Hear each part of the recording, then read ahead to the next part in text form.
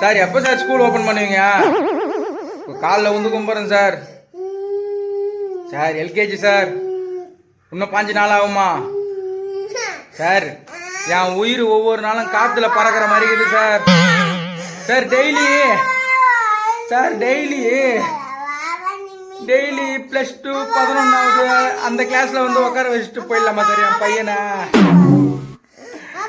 Sir 5 நாளுக்குள்ள நான் செத்துருவேன் சார்.